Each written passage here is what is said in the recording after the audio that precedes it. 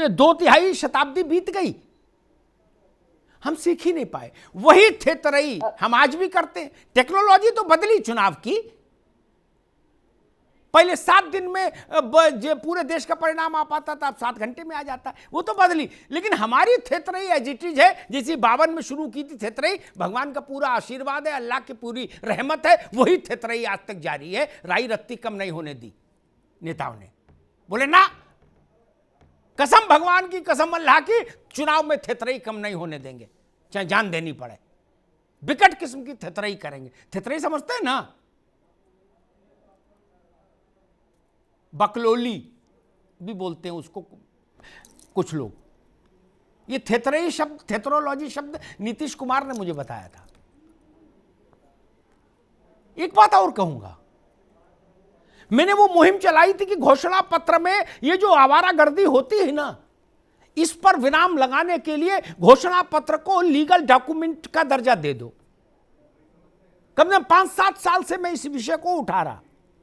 सारे नेताओं ने मुझे व्यक्तिगत बातचीत में कहा, अरे अग्निहोत्री जी कहां गले में घंटी बंधवाए दे रहे हो हम लोगों के, ये सब बवाल हो जाएगा क्या?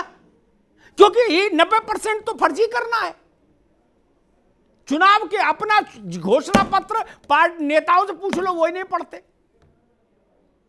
यहां झूठ बोल देंगे कि हमने पढ़ा, पढ़ाता कोई नहीं। वो तो जितना कॉपी आती प्रेस को बांट देने के बाद बाकी कॉपी रद्दी में तुल जाती है चुनाव के बाद पार्टी कार्यालय से। और जब पूछो तो वो कह देते पीडीएफ पढ़ा तो है गूगल पे, वहां से पढ़ लो, हार्ड कॉपी क्या करना है। यही सच्चाई है। मैं इसमें एक चीज और जोड़ता हूं, गंभीर बातें हैं। अगर कहीं ये आरोप लगता है कि फला नेता देश तोड़ने वाली ताकतों के साथ उसका हाथ है, तो ये आरोप मत लगाइए, गिरफ्तारी करिए। आरोप का क्या मतलब? इससे बड़ी कोई और बात होगी? गिरफ्तारी करिए। मैंने पंजाब के मामले में भी ये कहा था, इसका ढिंडोरा मत पीटिए कि अरविंद केजरीवाल खालिस्तानी के साथ हैं कि किसके साथ हैं। गिरफ्तार करिए, कोई गिरफ्तारी पर रोक तो है नहीं। गिरफ्तार करिए ना, फिर वो साहस रखिए। पत्थर फेंकने वाला काम मत करिए, इससे देश की छवि प्रभावित होती है, देश की छवि प्रभावित होती है। दुनिया में लोग सोच रहे होंगे कि अरे भाई इनके यहां बड़ा विचित्र हाल है, हिंदुस्तान में आतंकवाद से गलवैयां करने वाले लोग भी सत्ता में आते हैं, रहते हैं, ये क्या मैसेज नहीं जाएगा? लोग सोच सकते हैं ना। हम लोग तो जरूर जानते हैं कि ये खेला खाली हो रही है चुनाव के टाइम की, इसमें ज्यादा कुछ गंभीर होने की जरूरत नहीं है। हम लोग तो जानते हैं कि कांग्रेस, भाजपा, सपा, बसपा जो भी अभी बोल रहे हैं, इसमें कोई गंभीरता से लेने की जरूरत नहीं है। 10 मार्च के बाद ये सब ठंडे पड़ जाएंगे, हम जानते हैं। लेकिन हो सकता है अमेरिका में बैठे लोग, रूस में बैठे लोग, जापान, फ्रांस के लोग नहीं जानते ना हमको। वो तो सोच रहे हैं, oh my God what is going on. नहीं सोचते होंगे कि नहीं सोचते होंगे? वो नहीं जानते कि हम लोग कितने थेतर हैं। तो वो तो एक इंप्रेशन बनाएंगे कि oh my God Khalistani terrorist force के साथ, oh my God, and he is chief minister of Delhi. ओहो, क्या हमने इधर से बोला, इधर गुटखा दबाया, इधर से बोला, निकल लिए क्या पीक थूक के। झेलो भैया, ये मत करिए, ये मत करिए। एक बहस और चल रही है, उस पर भी एक टिप्पणी मैं जरूर करूंगा। बहस चल रही है सोशल मीडिया पर, तू मैं हो रही है, कपड़ा फाड़ो होली हो रही, कपड़ा फाड़ होली, उस मुद्दे को लेके कि जी भाई किसने किसका नमक खाया। मैं कहता हूं 150 करोड़ लोगों ने सिर्फ देश का नमक खाया है, बाकी किसी का नहीं। हम देश के कर्जदार हैं, किसी व्यक्ति के कर्जदार नहीं हो सकते, किसी पार्टी के कर्जदार नहीं हो सकते, किसी संस्था के कर्जदार नहीं हो सकते। देश का अन्न देश के लोगों ने खाया। भारत माता के कर्जदार हैं, इस जमीन के कर्जदार हैं जहां से वो अनाज पैदा हुआ। और दूसरे स्तर पर अगर कृतज्ञता मैं किसी के लिए कहूंगा तो मेरी कृतज्ञता उन किसानों के लिए है जिन्होंने हमारे देश के गरीब भाई बहनों के लिए हाड़ तोड़ मेहनत करके खून पसीना बहा के वो अन्न पैदा किया जिससे भंडार भरे और हम दे पाए अपने साथ भाइयों को। ऐसा कोई मत सोचो ना ऐसी बात कहो। चुनाव के लिए सैकड़ों चीजें हैं, ये सब चीजें ठीक नहीं। अगर 80 करोड़ लोगों को सरकारी योजनाओं के तहत अन्न मिला इस कोविड काल में,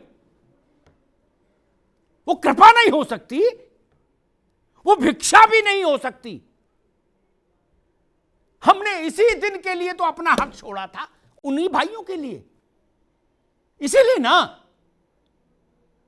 देश क्या है, 150 करोड़ लोगों को मिला दीजिए एक साथ तो जो चेहरा बनता है वही तो देश है। क्या भारत कोई अलग चीज है क्या? भारत का कोई अकाउंट अलग चलता है क्या? नहीं ना, हमारे सबके अकाउंट मिला के तो भारत का अकाउंट बनता है।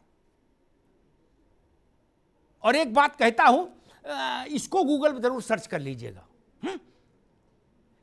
किसी भी देश की जब राष्ट्रीय संपत्ति का निर्धारण होता है ना, तो उसमें सैफ की संपत्ति भी जुड़ती है, अग्निहोत्री की भी, चंद्रशेखर पांडे की भी, राघवेंद्र सिंह की भी, ओसामा की भी।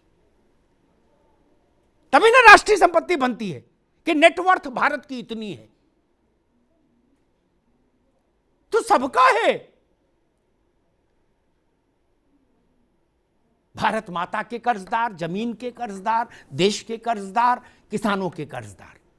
लेकिन ये 80 करोड़ लोगों को इसलिए अन्न मिल पाया क्योंकि जो शेष 70 करोड़ लोग थे, 150 करोड़ की अगर आबादी मान लें तो 70 करोड़ बाकी थे ना। 70 करोड़ लोगों ने कहा इन मेरे 80 करोड़ भाइयों को अन्न दीजिए मेरे हिस्से का।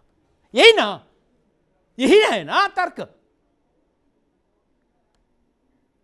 इसलिए देश के प्रति कर्जदार। मुझसे लोगों ने पूछा कि अमिताभ जी इस पर आप क्या कहेंगे, तो फिर मैंने एक ट्वीट भी किया। मैंने कहा कि हर आदमी देश का खा रहा है, देश के प्रति कर्जदार होना चाहिए बस, और किसी के लिए नहीं।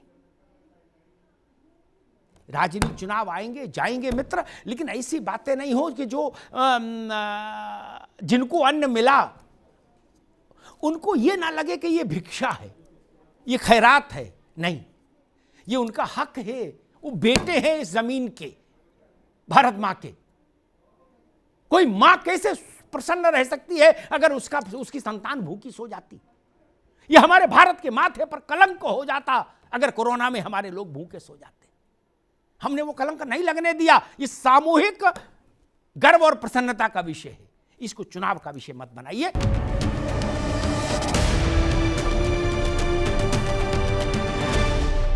अब उत्तर चाहिए, ब्रॉट यू बाय केसरी मरहम एवं तैलम, वर्षों से दर्द पे सबसे ज्यादा असरदार। And Prayag PTMT bath fittings and accessories, quality बेमिसाल, लिख के ले लो।